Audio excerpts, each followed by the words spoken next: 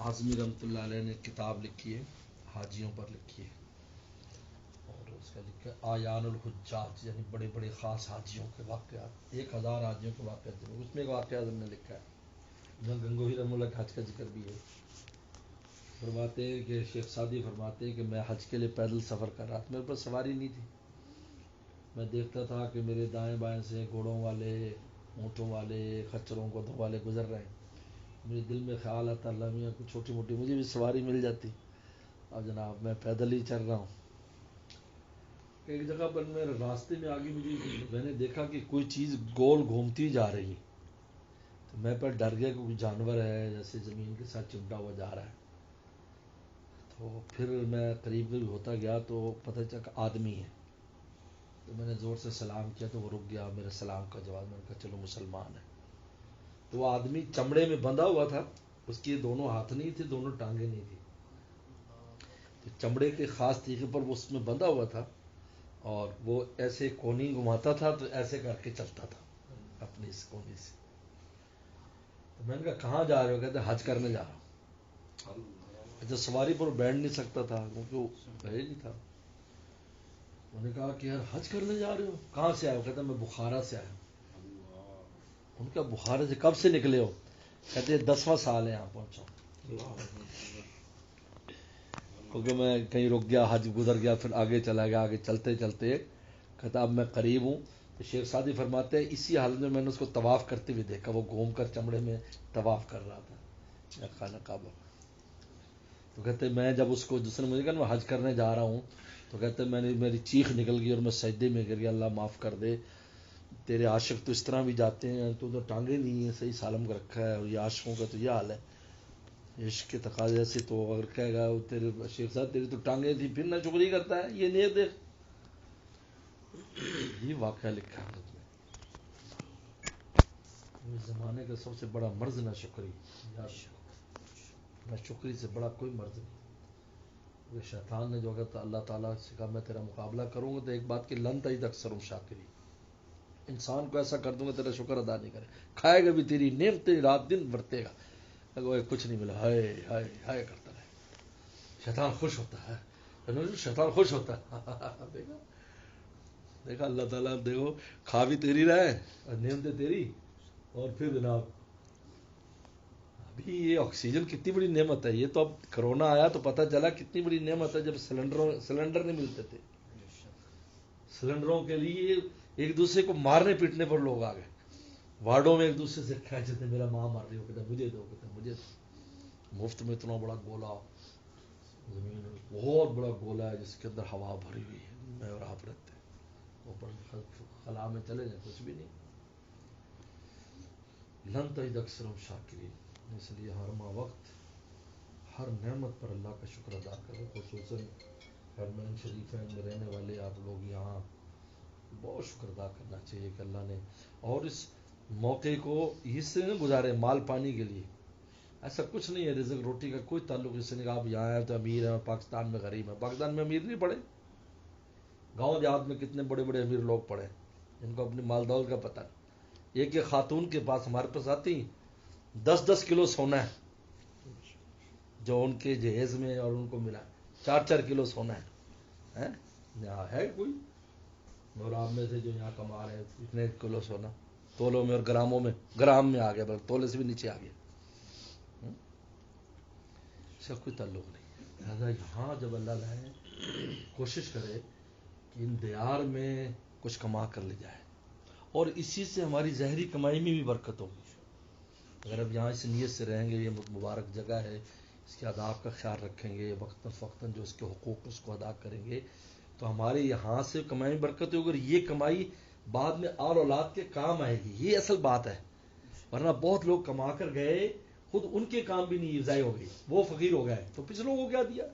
نہ جی ابا نے 3 سال سعودیہ لگائے تھے جی وہی کھڑے ہیں، مکان بھی نیا نہ بن سکا، ضائع ہو گیا، اور بعض کو اللہ نے ایسی برکت دی کہ وہ جناب 7 نسلوں تک کھا رہے ہیں، تو وہ بھی اسی سے ہوگا، جو ہم نیکی کریں گے اور یہاں کے انوارات لیں گے تو ہماری دنیاوی مال میں بھی برکت ہوگی، ہماری نسلوں کے کام، مال وہ ہے نا جو پچھلوں کے کام ہے نا، آپ نے کھا لیا ڈھا لیا تو کیا آپ نے اتنا کمال کیا؟ آپ کے بچے بھوکے، اس لیے رسول اللہ نے کیا فرمایا؟ ایک صحابی نسی مدینہ مکہ شریف میں جب آئے تو بیمار ہو گئے، تو پیغمبر السلام حیات حاضر ہوئے، تو انہوں نے کہا کہ اللہ کے نبی صلی اللہ علیہ وسلم میری ایک ہی بیٹی ہے اور میرا مال بہت ہے، مدینہ میں میرے باغات ہیں، وہ تو سارا اللہ کے راستے میں وقف کر دو۔ میں کہ نہیں، انہوں نے کہا جی 2/3 وقف کر، فرمایا نہیں، انہوں نے کہا آدھا کر دوں گا کہ نہیں، انہوں نے کہا تہائی کر دوں، کہا کہ تہائی بھی زیادہ ہے، اور پھر فرمایا اپنے وارثوں کو غنی چھوڑ جاؤ، یہ بہتر ہے اس سے کہ وہ بات تمہارے بعد لوگوں سے بھیک مانگتے پھرے۔ یہ حکم ہے،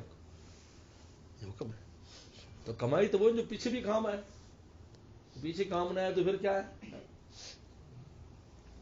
لیکن وہ بھی ان جگہوں کے آداب اور ان کے حقوق پر ہے۔ آپ جو کماؤ گے انشاءاللہ، بھائی یہاں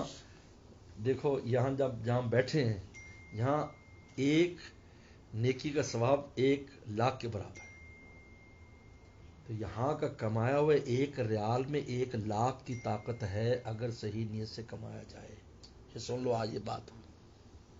یہ معمولی نہیں ہے، یہ 1 ریال نہیں ہے، اس میں اتنی طاقت ہے کہ بعد میں 1,00,000 کھینچ لے گا یہ، لیکن طریقے سے ہو، نیت کے ساتھ۔ تو اب بتاؤ، یہاں کی تھوڑی کمائی تو بہت زیادہ ہے،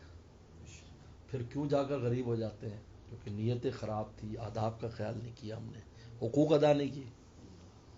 پاس رہ کر حق ادا نہیں، اس پر شکر ادا نہیں کیا، نہ شکری کرتے رہے، یہ ہو گیا وہ ہو گیا، حالات کو دیکھتے رہے،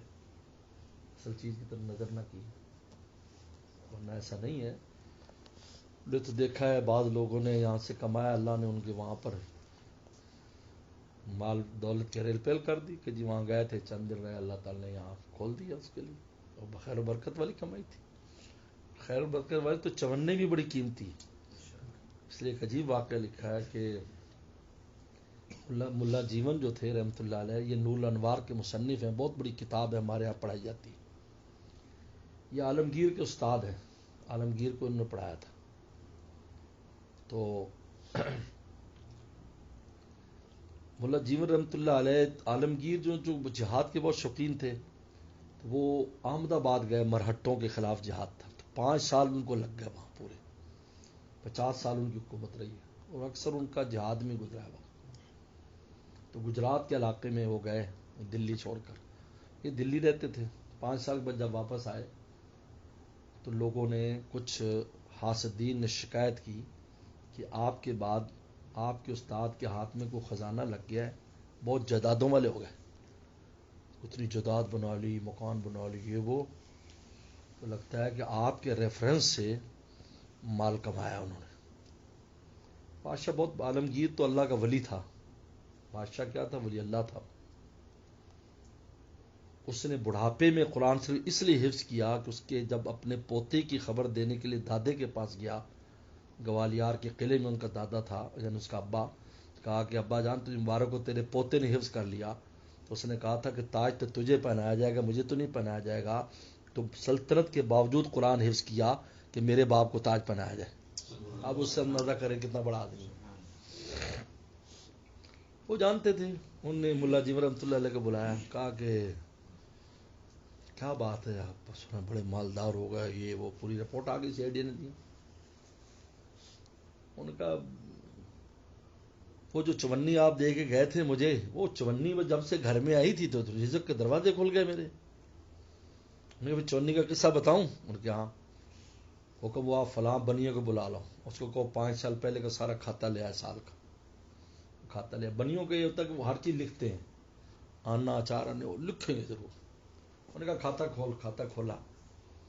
چلتے رہے چلتے رہے، ایک جگہ پر ایک چونی دینے کا ذکر آیا کہ رات اتنے بج کر اتنے منٹ پر مزدور کو چونی دی، آگے مزدور کی تو ہر جگہ تفصیل لکھی، مزدور فلانا تھا۔ بادشاہ نے کہا کہ یار یہ مزدور کا تو نے نہیں لکھا ہے، کون تھا یہ، رات کو کیا ایسا کام پڑ گیا تھا؟ انہوں نے کہا جیسے میں رات کو ہوگی بارش، 5 سال پہلے کی بات، تو میرے گھر کی چھت چونے لگی ایک کمرے کی، اب اس میں سامان بہت تھا، اب سامان منتقل کرنا تھا دوسری جگہ پر، تو میں اکیلا تھا، تو میں نے باہر سے جھانکا، تو جو سرکاری بتی لیمپ تھا، پہلے لیمپ لگتے تھے، اسٹریٹ لائٹ تو بہت پرانا نظام ہے، کوئی نیا نہیں ہے، لیکن وہ لیمپ چراغ جلتے تھے شیشے کے بند اس میں. تو انہیں کہا کہ اس وہاں ایک مزدور کھڑا تھا، تو میں نے اس کو آواز دی، او مزدور ادھر آ. مزدور نے کہا جی جی. انہیں میرے ساتھ سارا سامان منتقل کرایا. میں نے اس کو چونی دی، میں نے اس سے بہت پوچھا یار تو کون ہے کیا ہے کچھ نام بتا. انہوں نے کہا نہیں نہیں بس تیرا کام ہو گیا. چونی لیے چلا گیا. بادشاہ نے کہا تو اپنا کھاتا لپیٹ جا بھائی. چلا گیا. انہوں نے کہا یہ مزدور آپ کا شاگرد عالمگیر تھا، تو رات رعایا کی خیریت کے لیے نکلا، تو اس نے آواز دی تو میں نے اس کا سامان منتقل کرایا. میں نے اپنی شناخت ظاہر نہیں کی. کہا یہ میری خالص کمائی کا 4 آنے جو میں نے آپ کو ہدیہ کیے تھے،